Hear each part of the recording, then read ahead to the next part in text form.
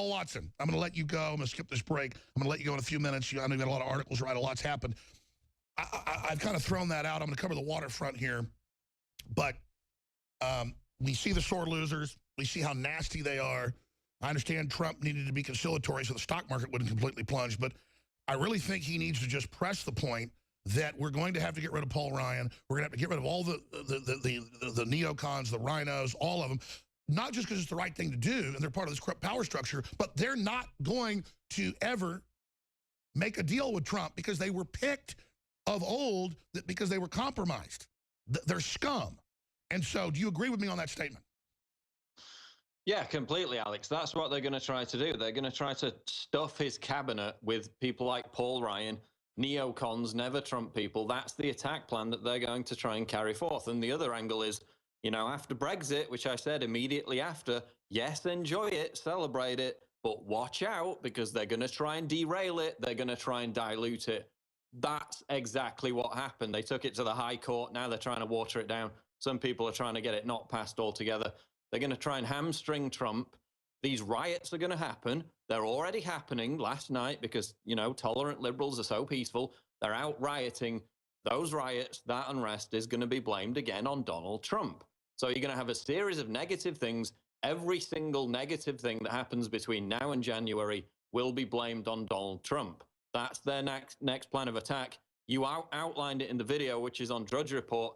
They're going to say anything that goes wrong in the economy, despite the fact that it was going to happen anyway, is the fault of Donald Trump. So before he even takes office, he's going to have his hands tied behind his back, and that is the battle going forward for us. The article's up on InfoWars. Basically, there were riots in Portland, there were riots in Oakland, and they're all over Twitter.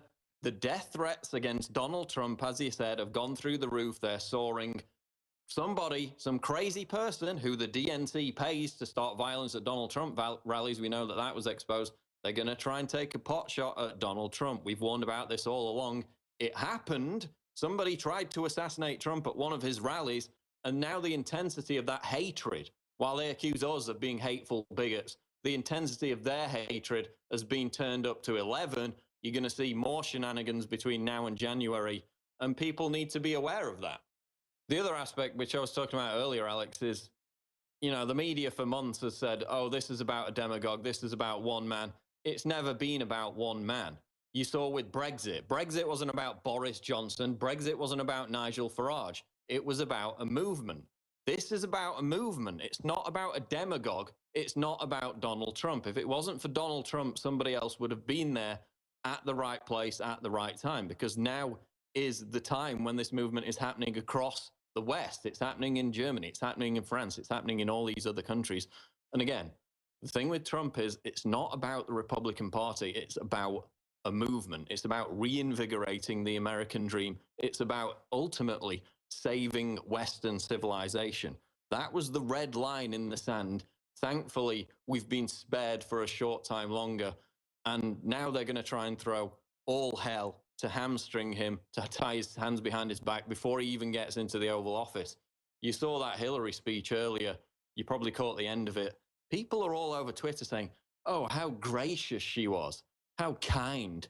She literally had this demon, angry, crazed look etched into her face.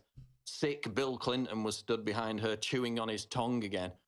And she, you know, praised Donald Trump at the start, said, yes, you've won, well done. And then she did her criminal tell. She said we need to have peaceful transfer of power and not have any violence. That means they're activating it all right now. Oh, yeah, that shows that she's aware of the fact that these riots are already happening within hours. They didn't even get time to properly organize them. They were burning American flags. They were setting dumpsters on fire. People were injured just a few hours after the vote closed, before we knew the result. So people are all over Twitter. You can go on, search Trump riot, all over Twitter right now, organizing these riots. And again, the media will blame Donald Trump for these riots by Hillary Clinton, bedwetting, whining, toys out of the pram throwing Hillary Clinton supporters who are planning this civil unrest right now.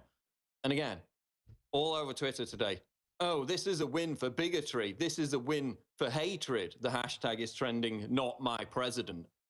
When these are the most hateful, intolerant, bigoted people imaginable. They're throwing out death threats, not just against Trump, but against Trump supporters. They've been to his rallies to cause this violence. They're causing it once again. These are the intolerant, regressive bigots and that we're trying to consign to the ash heap of history. Absolutely. We go out in Austin, and they'll have people run over and scream, Trump hates LGBT. He wants to send blacks back to Africa. And it's mainly white women. And they begin shrieking and crying and freaking out. And they're literally like in this big pity party mental illness that isn't even real. All Donald Trump wants is to secure the borders and get rid of taxes for people that make $40,000 a year or less and turbocharge the economy and just bring back Americana. Instead, we have all these globalist criminals that have hijacked the nation. They control the economy. They've got all these dumbass minions who have no idea that they're basically plantation slaves. I don't care what color they are. It is really something to behold, Paul. And then you've got their mouthpieces in the media like Van Jones, and I played the clip earlier. He got up on CNN. He said Donald Trump won because there are a lot of racists and bigots who voted for him. He called it a white lash, as in a racist backlash against Which again President says you Obama. can't have guns, you can't have low taxes if you have brown skin. It's literally telling all these people you can't have the American dream that's 1,000 times better than North Korea or Venezuela. And it's so condescending when we know record numbers of blacks voted for Trump, record numbers of Hispanics, record numbers of the Republican primaries as well. But again, he makes it racial. And here's the good news. People are seeing through it. And that's the number one thing I want to say.